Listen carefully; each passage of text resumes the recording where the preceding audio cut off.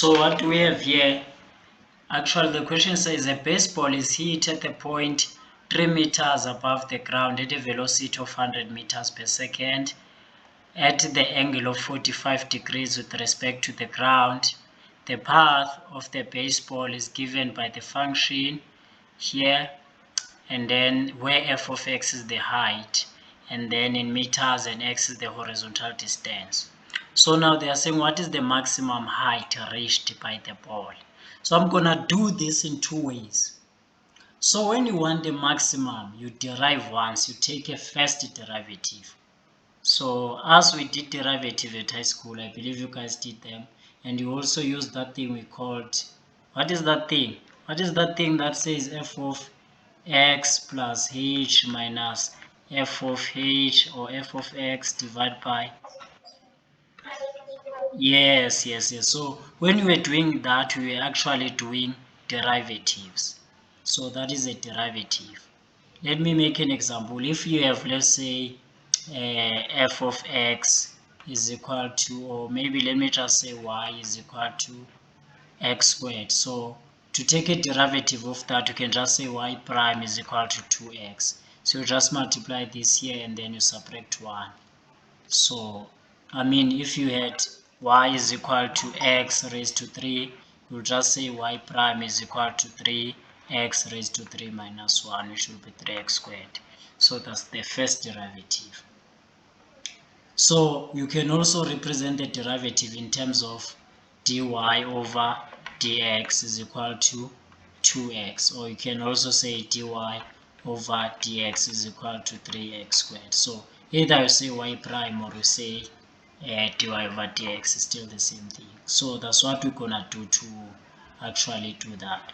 And so these derivatives are exactly the same as the first principle, because if you were to do this in first principle, we're just gonna say that limit as x approaches 0 will be equal to f of x plus h and then minus f of x all over h. So you can go into this, you will see if I'd give you the same answer, or maybe let's do it quickly. So we have x plus h and then squared minus x squared, which is f of x divided by h. So now that should be x squared and then plus 2hx there, and then so plus h squared minus x squared, and then we divide that by h. And then so now we know that our x squared cancels x squared, and then we are left with actually 2hx plus h squared all over h, of which if we take out h here, we'll be left with what? With 2x plus h over h. This h cancel this in such a way that we are left with 2x plus h. So this is actually supposed to be h as h approaches 0. So when we put 0 in place of h, we get 2x, of which that's what we'll get if we say dy over dx, and then we actually just say 2x raised to 2 minus 1. It should just be 2x. So this is the same as that. So that's the derivatives. Those are the derivatives. So but I'm not gonna focus more on that because you guys are gonna do derivatives in maths 1b, and then that's the very terriblest maths ever. So maths 1b, you'll do a lot of derivatives and integration. And then for maths 2a, we'll do a lot of derivative and integration and some other stuff. So if you mastered maths 1b, then for maths 2a you will be fine. So now to take the maximum or the minimum here, we're going to have that we have our f of x first as, okay, let me interpret this first so that you guys understand. So they are saying that a ball is thrown at an angle of what? Of 45 degrees with respect to the horizontal, and then at a certain speed there of 100 meters per second. So the velocity is 100 meters per second. So they're saying that the function or the path is given by this equation, which is the path that is covered by the ball is given by negative 0.0032 x squared plus x plus 3. So that's the path. So if you check this path already, you can see that this is met. Because this path is actually a parabolic function. And we can tell that this is a parabolic function that is facing down, isn't it? Because we see that our value of a there, carry this is f of x is equal to ax squared plus bx plus c. Our value of a there is actually less than 0. Yes. So already you can see that this ball, when it goes here, it will go and reach maximum and then comes back. So this is what we're gonna get. So and then at the maximum, we know that velocity is 0. So let's see what we can do now. We want what is the maximum height reached. Obviously already you can see that since this path is represented by that parabola, to get the maximum height, obviously the maximum point of a parabola will be that one, otherwise the parabola goes down. So obviously if we get that point there, and of which you guys, I believe you know that x is equal to negative b over 2a to find the turning point. And then you're gonna just have negative b, and then our b now in this case is actually what will be our b? 1, right? Divide by 2 times a, which is negative 0.0032, and then we get our answer there. Let me see what am I getting. So I have 1 divided by 2 times 0.0032, and then what I get here, I get 156.25 meters. Remember, according to the description of the question, they said here at the end, where x is the horizontal distance. So that 156 is not the maximum height because it's a horizontal distance from the start. So that means that 156 is this distance from where it was drawn, is this distance here. That is the 156.25. But now we want what? The y value, Tina. We want this value here because they say that where f of x is the height. So to find that y value, just substitute f of 156.25. Again, in order for us to get a point there, you already have x. So this is almost like a coordinate. You already have x, which is 156.25. So to get a y value, just substitute in the equation. That's negative 0.0032 x squared, and then so in place of x squared we substitute 156.25, and then we're saying squared, and then plus 156.25, and then plus 3.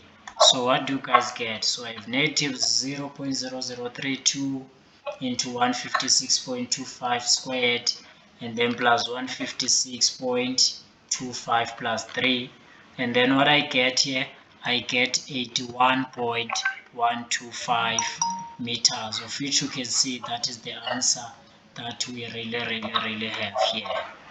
So that's it.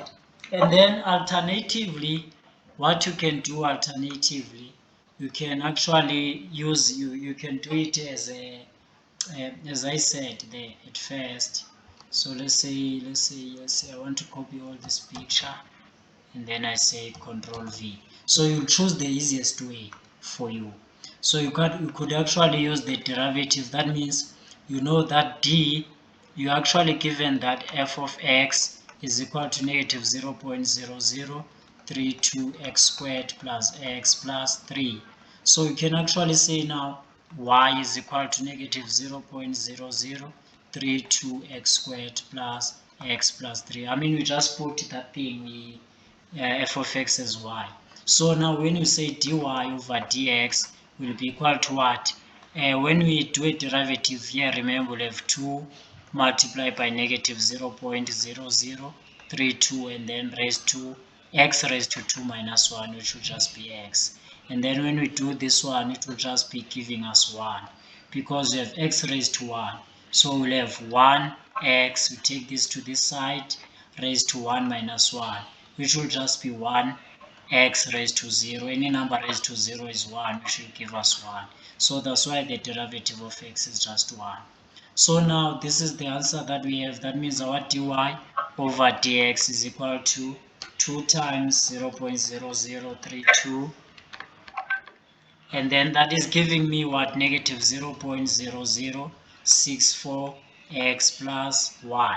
So now after getting this, I equate this to 0, because remember the derivative, first derivative, is also a gradient. So the gradient of the line that is passing here is 0, because the line will be like this. But if the point was somewhere, it will be a certain gradient, but there the gradient is 0. So that means now I can say now negative 0.0064 x is equal to negative 1. I divide by negative 0.0064 divided by negative 0.00664. So now I'll get my x is equal to 1 divided by 0.0064, and then I get here 156.25 meters, which is the same thing we got at first. So I just take now by saying that f of 156.25, I substitute into that equation, and then I get negative 0.0032, and then 156.25 squared, and then plus 156.25 plus 3. I'll get the same answer, which is 81.125. So this is another way of doing it, meter. So you are done with that question. I believe we understand. Yes, sir. And some people, before I forget, some people, they don't know how to change an equation to a standard form.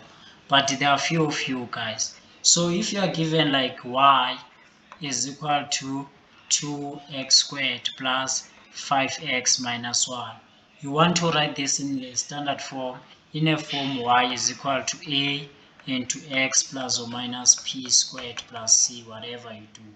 So to do that, you first say y is equal to, take 2 as a common factor. When you take 2 as a common factor, you'll be left with x squared, and then you'll be left with 5 over 2x minus 1 over 2. I believe this is straightforward, because when you take 2 from 1, it will just be 1 over 2. I mean, if you were to multiply back, you'll get 2x, and then here 2 will cancel that 2, and then here 2 will cancel that 2, you get that negative 1 back. I believe that is clear. And then from here you can say that y is equal to 2. Maybe we can open bigger brackets here, or maybe still smaller ones. So now what do you do to get at that term? You use this one. So what you do, I'm going to do it here aside. You would say 1 over 2 multiply by what? Multiply by 5 over 2, which is that middle term. That's the procedure. That's what you always do. And then you say that squared.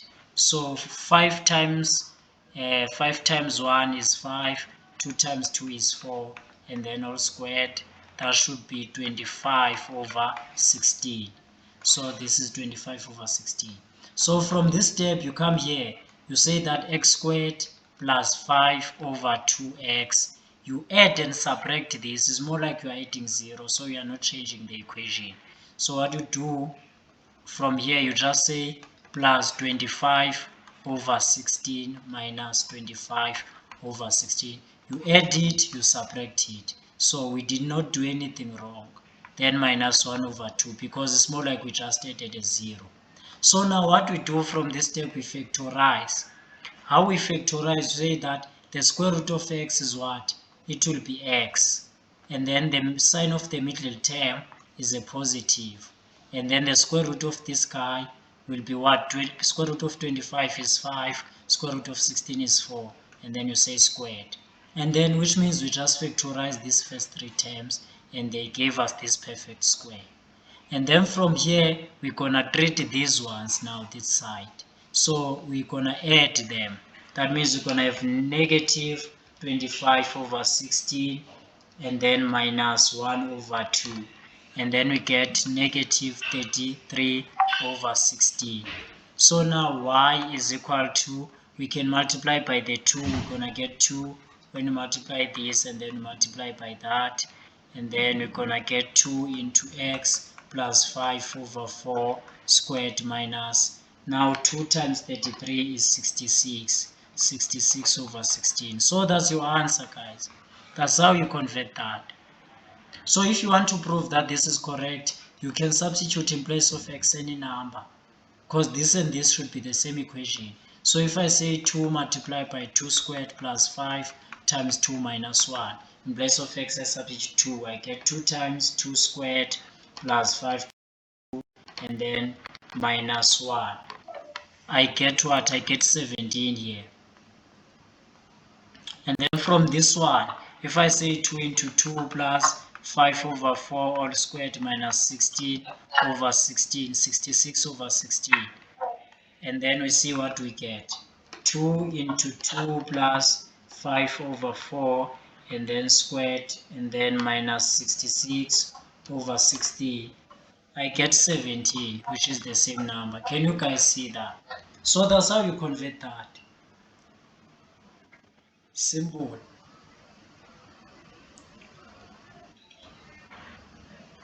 So now I'm just gonna do with you guys the last question on my side, and then I'll take maybe questions that are from you, because it's highly possible that this will come, because it's actually the application of what you guys have done.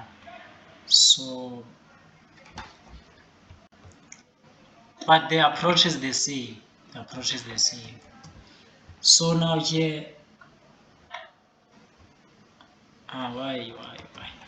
So now here they are saying that a rocket is thrown upwards from a top of 124 meters cliff. So now let's say we have this cliff here, and then that is 124 meters. So this is physics, guys. I believe you guys did physics. Those who did technical subjects, they must have done something that is related to physics. So now that's 124 meters high, and then 82 by 82 meters per second. So the velocity initial is 82 meters per second, and then the rock's height above the ocean can be modeled by this. So already you can see that this is also gonna form a parabola like that, and then we know that the height will actually of t be equal to negative 16 t squared plus 82 t plus 124. So now we want, when does the rock reach the maximum? What does when mean? At what time? When does the rock reach the maximum? Remember now, we are not described t stands for what and h stands for what, but we did physics, so we know that this should be height and then this t should be the time. So now, when does it reaches the height, the maximum? Again, as we said, that we can say dh over what? Over dt is equal to, that means we derive this equation with respect to t. I have 2 times 16, which is negative 32t, and then plus this one, 82t will give me 82. And then all this I'll equate it to 0, and then I'll have negative 32t is equal to negative 82, and then my t will be 82 divided by 32. I get 2.5625. So these are seconds. So that's the time. We are done answering that question. So that time now stands in place of x. So if you were to use your knowledge, guys, of quadratic formula, would say that t is equal to negative b over 2a, which is equal to negative, our b is what? Is 82 over 2 times, this is 82, not 82, 8 squared, over 2 times negative 16. I mean, you can see that you're going to get the same thing, because you're going to get negative 82 over negative 32, which will still be 2.5625. See, I'm giving you two different ways. So now after this, they are saying what? What is the maximum height of the rock? So now when they're talking about maximum height, we already know that they want the y. So you can read this as y is equal to blah blah blah. So now we want what? H of t. So I'm gonna put a new slide here. So now we want what? We know that our h of t is actually equal to negative 16 t squared, and then plus 82t plus 82t, this should be t, and then plus 124 plus 124. So now to find that maximum height, we just take this t that we got, because remember this is more like a value of x. So that's 2.5625. So we say 2.5625, h of 2.5625, negative 16 into 2.5625 squared plus 82 into 2.5625, and then plus 124. And then that should give us the maximum height there. So I have negative 16 times 2.5625, and then squared, and then plus 82 times 2.5625, and then plus 124, and then I get here 229.06 meters. So that is the maximum height. So let's see if we do have an answer. So you can see that is it. So now they are saying the last question, when does the rock hit the ocean? What do you think we should do there? When it hit the ocean, remember that it started up there, go up, reach maximum, and go down. So let's assume that our ocean is here. So now when does it reach this place? So this is more like x-axis. So we want, it's more like x-axis. And then remember our x is represented by t. So we want the value of the x-intercept in an actual node. So that means now to find the value of the x-intercept there, we're just gonna say now x-intercept, let y be equal to 0. But you know our x is t, and then our y is h of t this time around. So I mean we just substitute 0 here, we're gonna get 0 is equal to negative 16t squared plus 82t plus 124. So you can just go on and use the quadratic formula, say t is equal to negative b plus or minus the square root b squared minus 4ac divided by 2a. That's negative, our b is 82 plus or minus the square root of 82 squared minus 4 into negative 16 into 124, and then all that is divided by 2 times negative 16. So let's see what we get here. I have negative 82 then plus the square root of 82 squared minus 4 times negative 16 times 124, and then divide by 2 times negative 16. And then I get a t here which is negative 1.221, or t, remember we use both positive and the negative sign. So when I use the negative sign, I get 6.346. So the value that is correct obviously is 6.346 because it's a positive one. Time cannot be negative. Time cannot be negative. So we are done, guys. I'm actually done. I think I tried.